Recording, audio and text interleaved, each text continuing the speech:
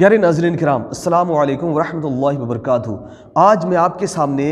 ایک ایسی حیرت انگیز بات لے کر حاضر خدمت ہوا ہوں کہ اسے آج آپ اگر سن لیں گے تو یقیناً آج سے ہی آپ اللہ کا ذکر شروع کر دیں گے اور دوسروں کو بھی اس کی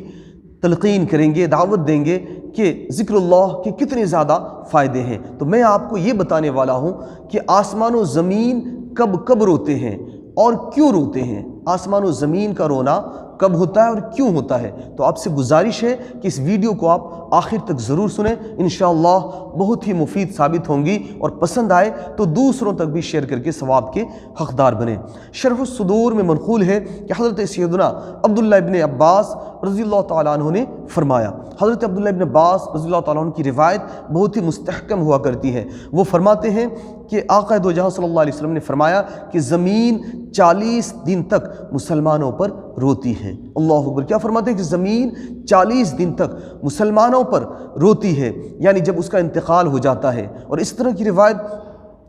اور بھی ہے جس میں کہا گیا ہے کہ مسلمان جس جگہ نماز پڑھتا ہے، مسلمان جس زمین کے خطے پر ذکر اللہ کرتا ہے، یعنی صرف آپ نے اگر زمین کے کسی حصے پر سبحان اللہ کہا، الحمدللہ کہا، اللہ اکبر کہا یا درود پاک پڑھ لیا، اللہم صلی علی محمد، تو آپ کا یہ چھوٹا عمل جو بظاہر آپ کو چھوٹا لگتا ہے، اس کی اہمیت کتنی زیادہ ہے اس روایت سے اندازہ لگائیں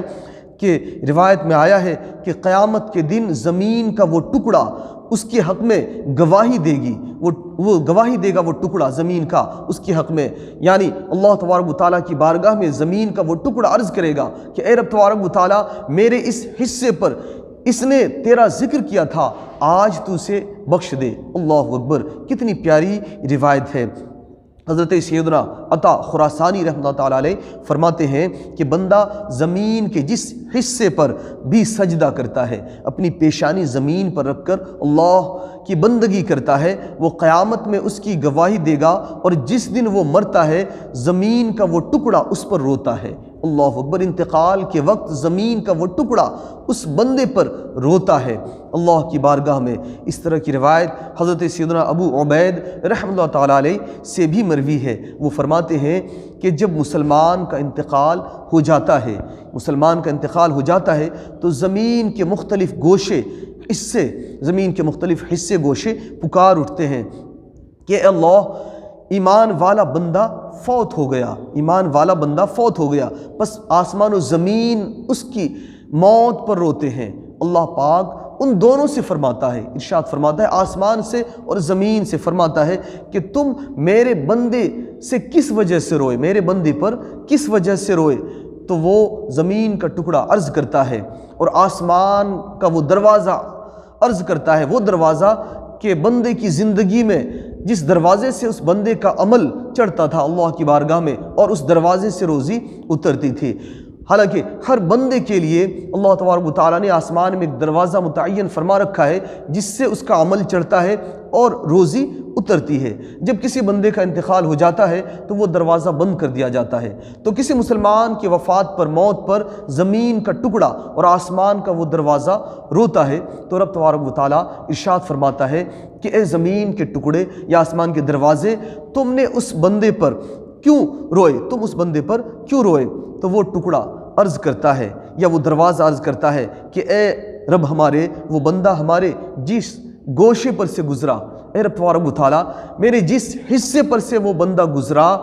تو تیرا ذکر کرتے ہوئے گزرا۔ اللہ اکبر! گویا آپ نے اگر ایک بار سبحان اللہ کہا، الحمدللہ کہا، اللہ اکبر کہا گزرتے ہوئے اس حصے پر سے، ٹکڑے پر سے، تو موت کے وقت وہ ٹکڑا یہ اللہ کی بارگاہ میں فریاد کرتا ہے کہ اللہ تبارک و تعالیٰ،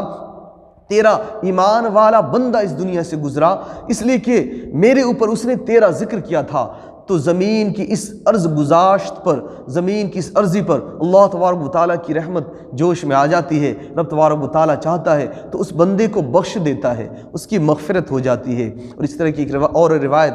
اس سے بھی حیرت انگیز آپ کو میں بتاؤں، آخر میں آپ بنے رہیں، کہ حضرت امیر المومنین حضرت سیدنا علی المرتضیٰ رضی اللہ تعالیٰ عنہ فرماتے ہیں کہ جب مسلمان کا انتقال ہو جاتا ہے تو زمین میں اس کی نماز کی جگہ اور آسمان میں اس کا عمل